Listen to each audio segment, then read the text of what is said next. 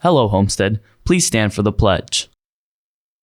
I pledge allegiance to the flag of the United States of America and to the republic for which it stands, one nation, under God, indivisible, with liberty and justice for all. Please stay standing for a moment of silence. Coming up today on HHS In Depth, we'll tell you about the partnership between Homestead's broadcasting and print media to help eliminate illiteracy. Along with a story over safe driving tips as we prepare for the cold and slick roads the winter months are set to bring to us again this year. Plus, in sports, the boys and girls basketball teams had busy weekends last week. I'll get you caught up later in Down to the Wire. Those stories coming to you today, only on HHS In Depth.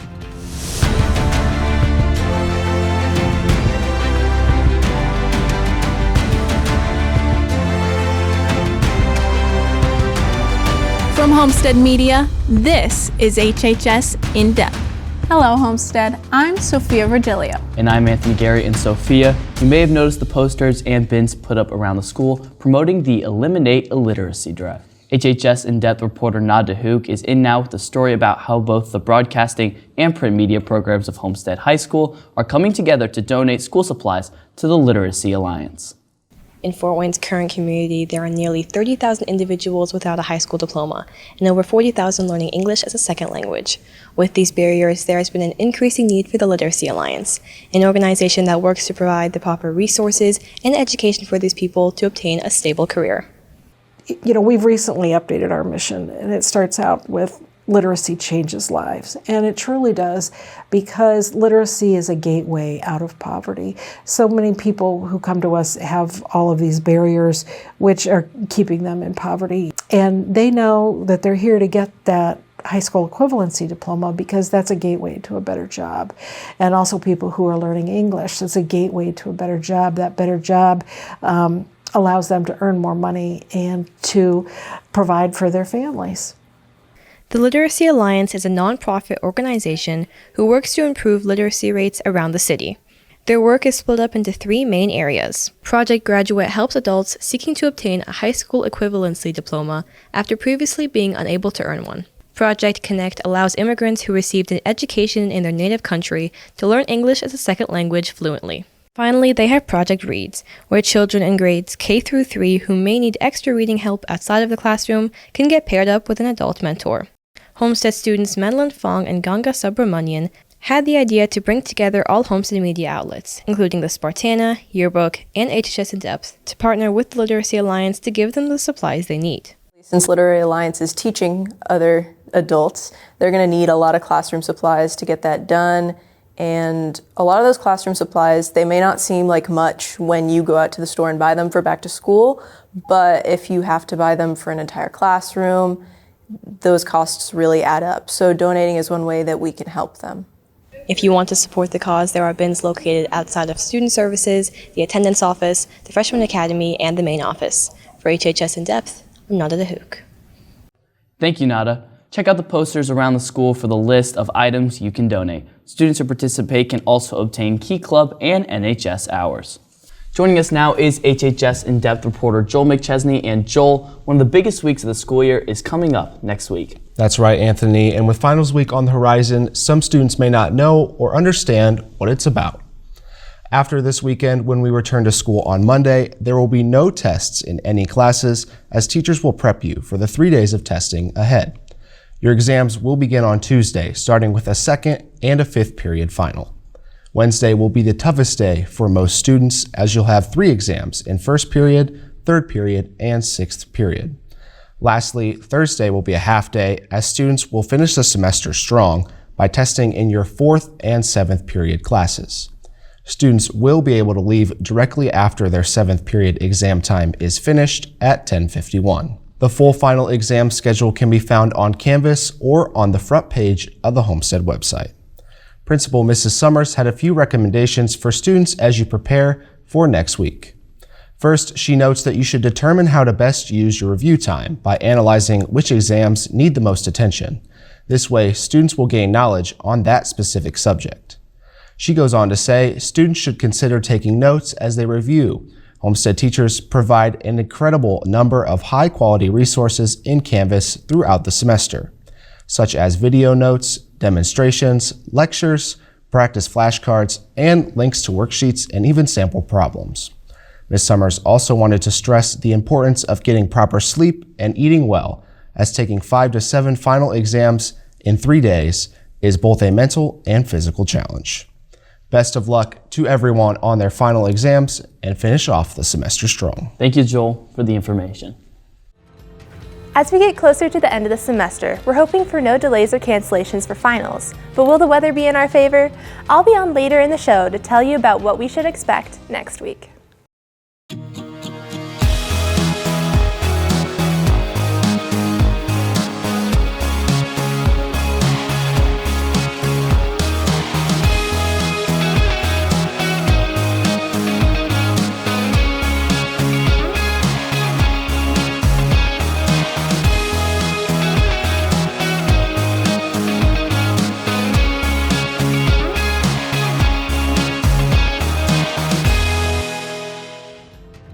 Welcome back to HHS In Depth.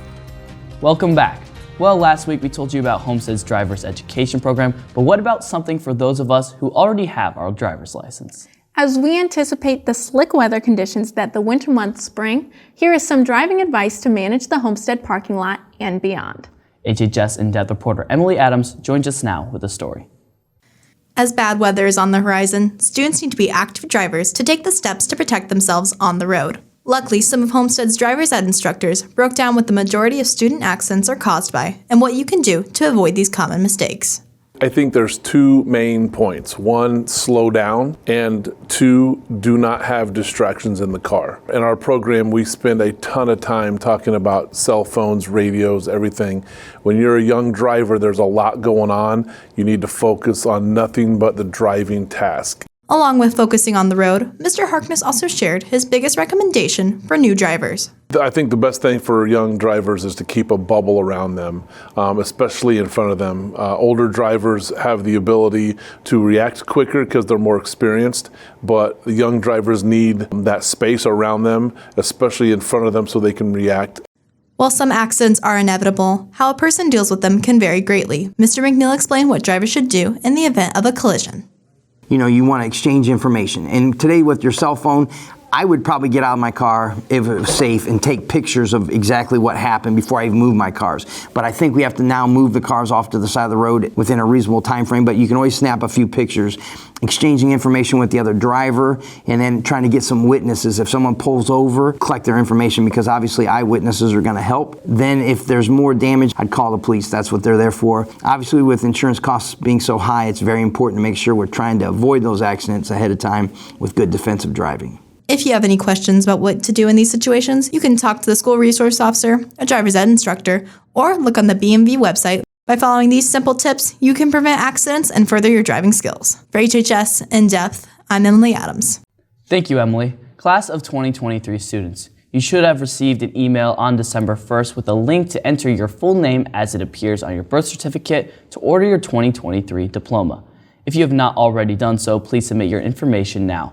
The Google form will close on December 22nd, which is next Thursday. Any girl interested in participating in track and field should contact Coach Wiss for preseason conditioning information and season information. All participants must have a physical on file with final forms as well as all required parent and participant signatures.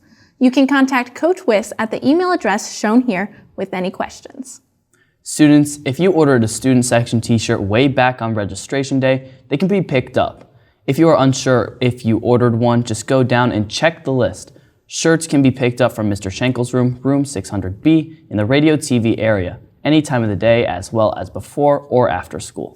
Students and staff, there is a room full of free books in the Media Center. After today, the room full of books will be emptied, but the books will still be available on carts and tables inside the library. If you are particularly interested in magazines, check back again on Monday as more magazines will be free for the taking. Last week's Riley Dance Marathon event, Cookies and Carols, had a great turnout and raised $1,461.50 for Riley's Children's Hospital. Thank you to everyone who made this possible. Some students here at Homestead learn unique skills outside of the classroom. HHS In-Depth reporter Ryan Weidler brings you a story on one student who is taking lessons with the goal of earning a pilot's license.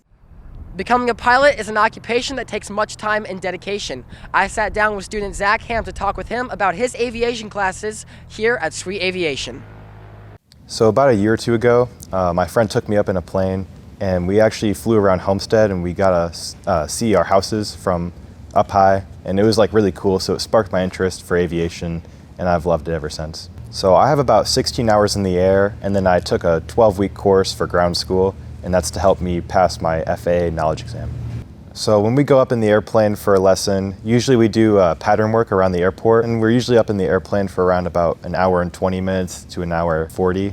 When we do a ground lesson, me and my instructor, we usually go into one of the offices that they provide at the airport, and they have a big whiteboard, and he'll teach me a couple of subjects that I might be weak on or need more learning. So some of the requirements for getting your pilot certificate, you need to get 40 hours of flight time minimum, and then you also need to pass a knowledge exam. You need to pass your medical exam, and then once you receive enough flight hours, you also need to have a check ride, and you basically have your license. If you're looking to sign up for flight lessons, I'd highly recommend it. Sweet Aviation's a great program, and the way that they just handle everything is very professional. It's a little bit expensive, but if you can afford it, I'd highly recommend it. For more information on aviation classes, visit the website shown below. Reporting for HHS In-Depth, I'm Ryan Weidler. Thanks, Ryan. Several students around Homestead are musically gifted and spend their free time playing instruments. HHS In-Depth reporter Sean Ross brings you a story about one student, sophomore Leon Reavers, who is a drummer for a band. Whether it's playing solo, with a band, or for a show, playing the drums is how one Homestead sophomore, Leon Reavers, uses his free time. I'm a drummer and I play for a band called Squirrel Cage. I play with my dad and my dad's friend Mitch. We've been together for about 5 years now with Mitch, and I've been playing music with my dad since I was a baby or old enough to hold drumsticks. I sit out here at least 4 or 5 hours a day. I play heavy blues, rock. It's a lot of mix of a lot of different things. Leon's drumming has led him to very memorable moments in his life, but nothing beats the thrill of playing in front of an audience. My favorite part about drumming is definitely going out and playing in front of people. I love playing live. Playing in front of people is like a whole different experience. You get it's just like the happiest place you can be if you're a musician, and it's amazing. I definitely want to pursue drumming professionally. I mean, if I'm not playing music, then I really kind of don't want to do anything else. And really, no matter if it's like drumming, if it's anything music related, I definitely want to do it for as long as I can. If you'd like to learn more about the band, check out their Instagram shown below. Reporting for HHS In-Depth, I'm Sean Ross. Well, the temps outside are starting to feel like December, but still no snow yet this month. Megan Kelly joins us now to tell us if we can expect any snow as we head into our final weekend of the semester. That's right, Anthony and Sophia. Unfortunately, it looks like we're going to have to wait a little longer for the snowy weather.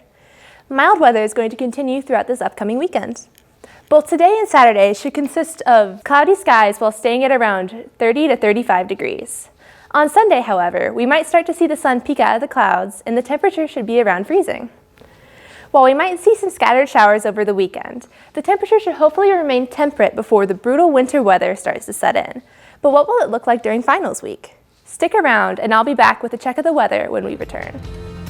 Thanks, Megan. Next, in Down to the Wire, Matthew Otten is in to recap what took place over the last week for our winter sports teams. Stick around, you're watching HHS In-Depth. Hello, Homestead. Here's this week's Club Roundup. K-Pop Club meets after school today in room 924. Euchre Club will meet today after school in room 212 until 3:30. New and experienced players are all welcome. Interested in politics, want to talk to your peers?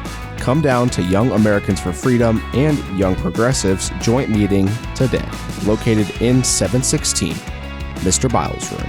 Calling all Environmental Club members. Come out to Environmental Club's last meeting of the semester on Monday in Miss Merkling's room, room 206. To get up-to-the-minute updates and additional information, please check out the HHS announcements page on Canvas. Have a great winter break, Homestead.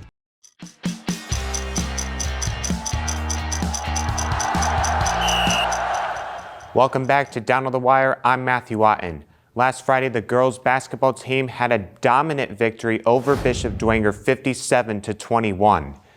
Emma Royce put up 15 points, Maya Epps had 14 points, and Allie Stevens had 12 points.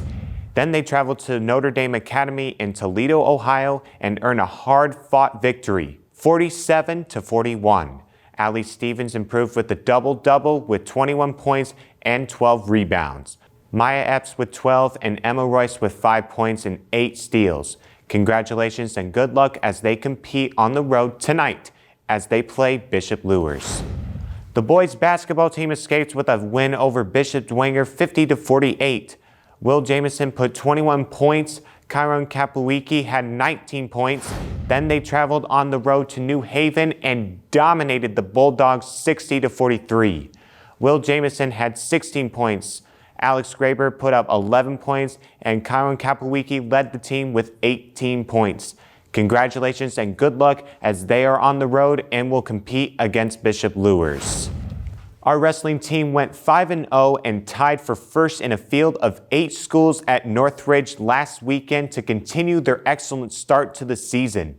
We want to wish them good luck as they are back on the mats again tomorrow as they make the long trip down to Columbus East High School. I know it may seem early, but our girls track and field team will be competing in the Future Stars Holiday Classic tomorrow to open up their season. Good luck to our Lady Spartans. Don't forget that tonight there is a boys and girls SAC doubleheader at Bishop Luers. Both boys and girls are top 10 in the state, so make sure you go out and support them. That'll do it for this week's edition of Down to the Wire. Thank you for watching, and Megan will have a final check of the forecast when we return.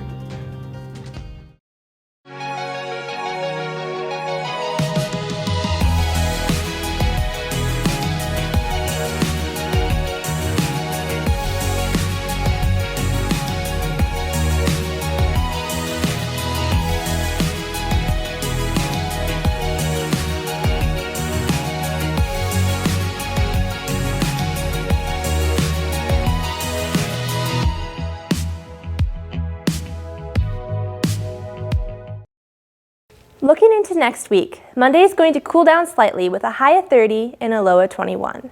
Tuesday is going to be similar with a high of 27 and the cooling temperatures continuing throughout the week.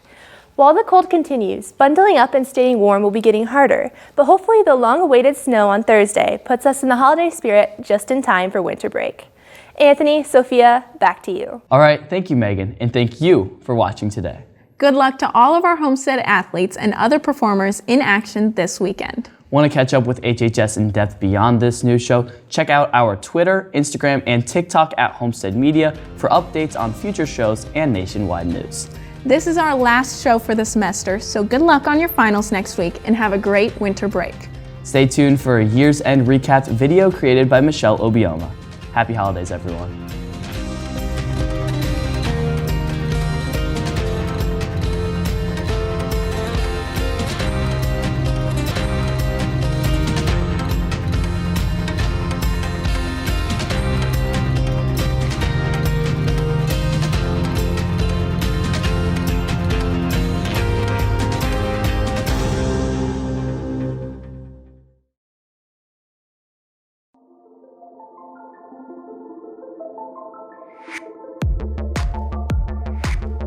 Have you heard of a butterboard? Guess who I am?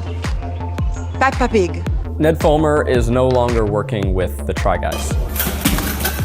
The first member of Gen Z has been elected to Congress. Well, this is Marilyn Monroe's dress. Messi buries it! It's all over this time. Serena's last dance. The UK has chosen its next British Prime Minister. We are here at the Supreme Court tonight ahead of what could be a seismic shift in American law, politics, and society. Gasoline prices are going up again. Here in LA County, it is normal to pay $7 to even $8 a gallon for gas. That's insane amount of money. The shortage of baby formula has grown into a major challenge for parents all around the country. And it's also unprecedented that someone with a failed doping test is allowed to compete in the games. It is so heartbreaking that there's a 15-year-old girl in the center of this. Well, you can't turn on the television or open a newspaper without something about Mr. Putin. Мною принято решение о проведении специальной военной операции. Всі ми тут, наші військові тут, громадяни суспільства тут, всі ми The Russian тут. and Ukrainian citizens took to the streets of the Georgian capital on Saturday. The protesters were in fact seen holding posters condemning the Russian President Vladimir Putin. We start in China, where the country's strict zero COVID policy is being challenged. The death of a young Kurdish woman in Iran has sparked unprecedented protests across the country. The urgent investigation into the assassination of former Japanese Prime Minister Shinzo Abe. We are following the breaking news out of Texas, and it is heartbreaking. What are we doing? What are we doing? The scope of the damage from this deadly hurricane has become painfully clear tonight. Officials in Pakistan say flash floods across much of the country have killed over 1,000 people and displaced thousands more. The United Nations Secretary General says the world is heading for a catastrophe unless climate change is prioritized. The population has increased to 8 billion people total. As soldiers move through these scenes of celebration, they're given a hero's welcome. Liberation feels good. Well, today, a successful splashdown for NASA's Artemis 1 moon mission ship. I feel internally that I am an ordinary person who's had an extraordinary life. Nathan Chen is the Olympic gold medalist. And as long as we are fortunate enough to be breathing, we will breathe in, breathe through, breathe deep, breathe out.